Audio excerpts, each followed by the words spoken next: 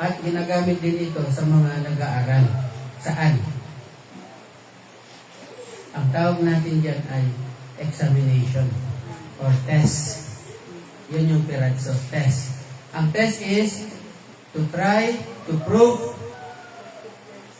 kung meron kang natutunan sa first quarter, second quarter. Yung finals ay kung may natutunan ka sa buong school year.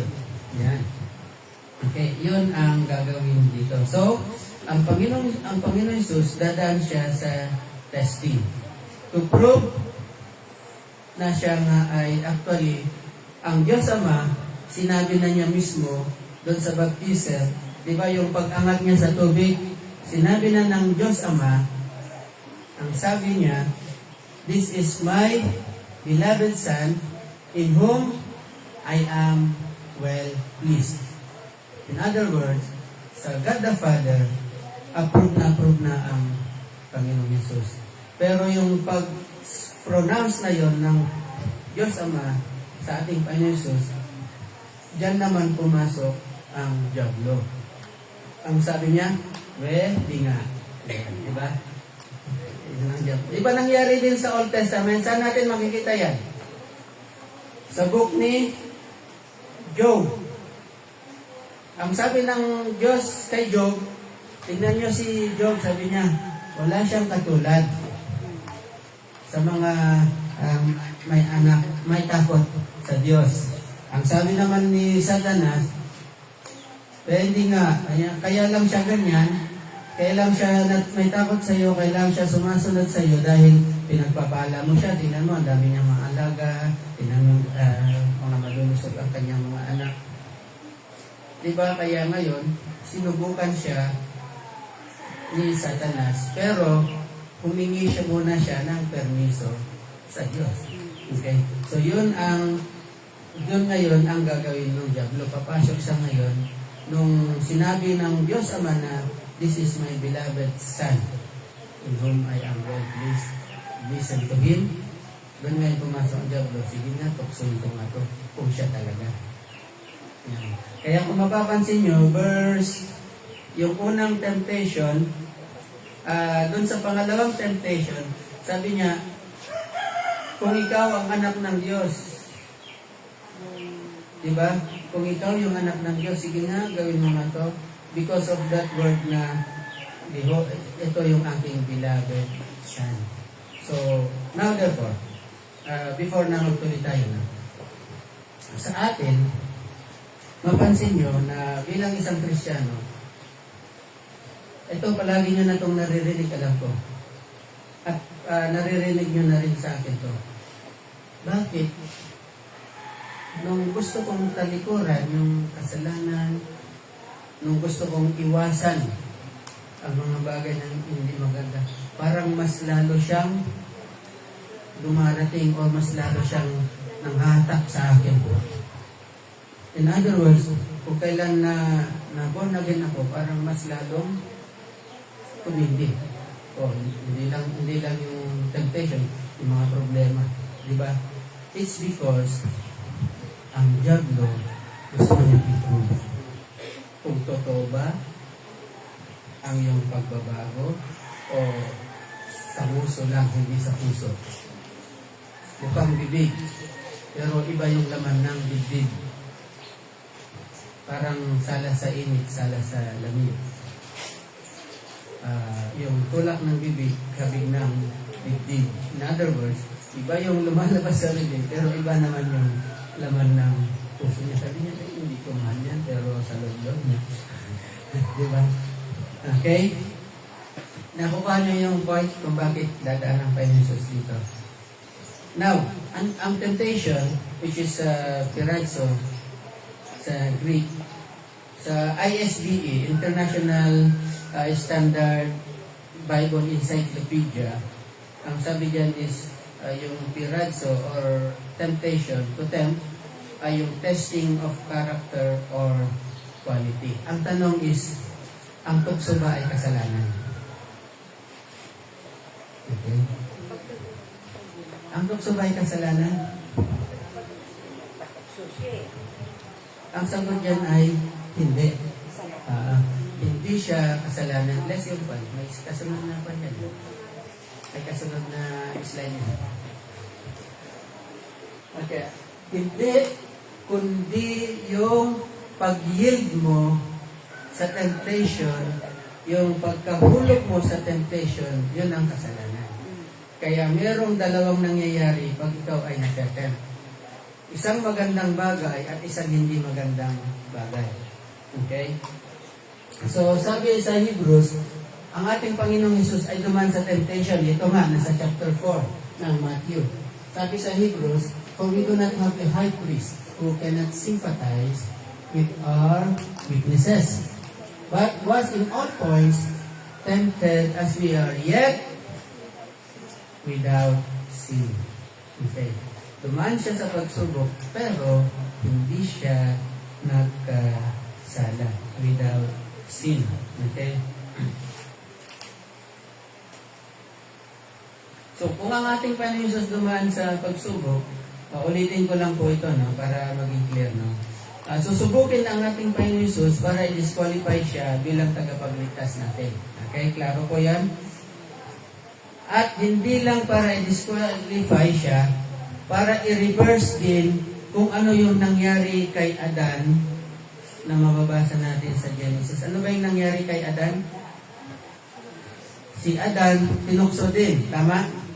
Pero yung time na yon, si Adan, abundant yung kanyang lugar sa Garden of Eden. Ang daming mga puno, sagana.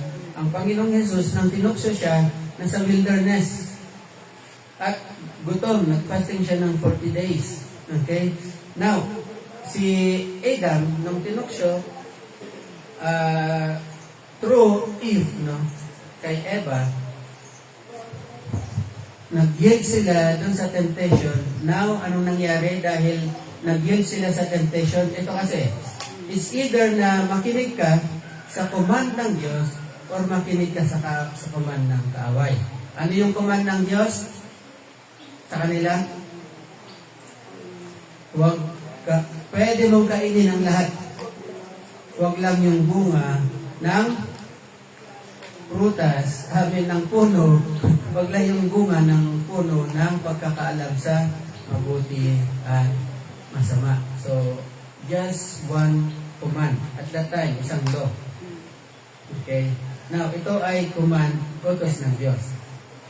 At meron ding i-reverse yun ng utos ng Diablo. Sasabihin ng Diablo, totoo ba na pag kinain mo yun ay ganito, ganyan?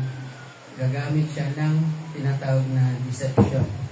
Pero, take note, ito naman ay manggagaling sa Diablo. Command ng Diablo. Now, sino ang papakinggan mo? Ang command ng Diyos o ang command ng Diablo? Si Eva, na-deceive siya nung Diablo. Pero si Adan, nang kumagat siya, nang kinagat niya yung prutas, directly nag-disobey siya sa command ng Diyos. Now, dahil sinunod ni Adan yung command ng kaaway ng Diablo, ang mundo ngayon ay hindi ang Diyos ang nag-rule. At least yung takbo ng mundong ito, yung pattern ng mundong ito, yung system ng mundong ito, hindi ang Diyos ang nag-rule, kundi na ibigay. Kumbaga yung title, no, yung title na ibigay kay Satanas, kay Diablo. So, hindi mahirap ninyong unawain ito, di ba? Kailangan, kung yung title na yon ng lupa, ng pag-rule sa world, ay ng kay Diablo, kailangan ito ay ma-redeem. So, familiar na kayo sa mga ito, di ba?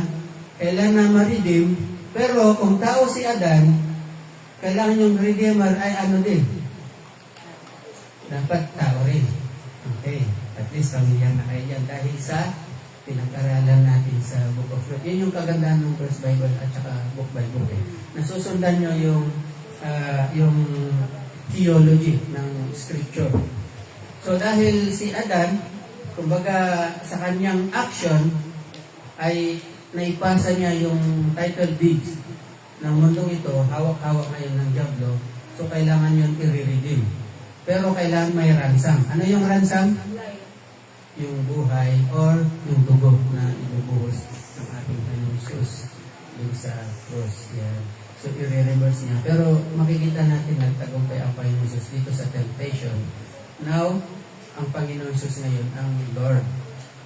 Hindi man sa mundong ito sa ngayon, pero siya ang Lord dapat sa puso mo. Okay, tuloy natin. Pinasadahan ko lang yung bagay na yan. So, hindi kasalanan ang temptation. Okay, hindi siya kasalanan. So, kung hindi siya kasalanan at tayo, even our Lord Jesus Christ, napagtagumpayan niya ang temptation para ngayon, tayo ngayon na mga tagasunod niya ay dadaan din sa temptation. Siya ngayon ay magiging great high priest natin that pwede siyang mag-sympathize ngayon sa atin. Bakit? Kasi napagdaanan niya. So, napagdaanan niya, napagdadaanan mo ngayon, naunawaan ka niya. Pero ano dapat ang magiging reaction naman natin pagdating sa temptation? Ano dapat yung paano natin ito harapin? Paano kaya? So, ang sabi sa James chapter 1 verse 2, okay? James 1:2, sabi niya, "My brethren, count it all joy when you fall into various trials." Ano ibig sabihin ng various? Ibig sabihin, hindi lang siya iisa. Iba't ibang uri ng, take note, yung word na ginamit dito sa New King James ay trials. Pero sa King James Version ay temptations.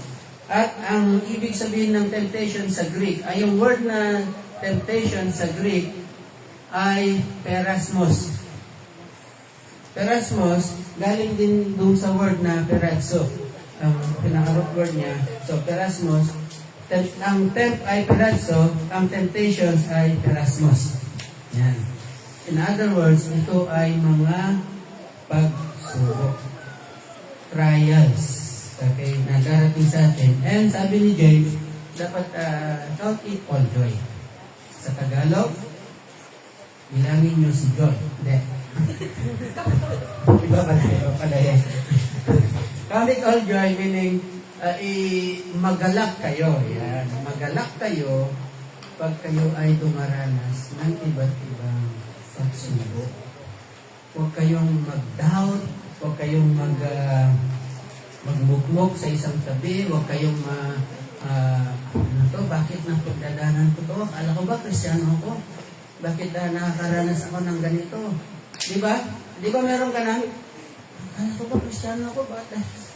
Sabi ni James, count it all joy, magalak kayo. Ang tanong, bakit kaya? Dumaan ka sa pagsubok pero magalak ka. Hindi niya sinabing masaya. Okay, sa English ng masaya ay happy or happiness. Ang happiness kasi nakadepende sa okasyon. Or nakadepende kung ano yung natatanggap mo. Nakatanggap ka ng bagong cellphone, masaya ka. Pag naluma na yan, hindi ka na masaya, luma na yan. Eh, tsaka may crack-crack na. Pero ang joy, meron kang cellphone, may galak ka pa rin. Bakit? Eh, daming gamit kaya lalo na ngayon. Yung cellphone na yun, ang daming gamit yun. Mayroong galak ka sa puso. Pag meron ka, it doesn't matter kung anong klaseng cellphone yan. Android man yan o ano. O mansanas na may kagat. Okay?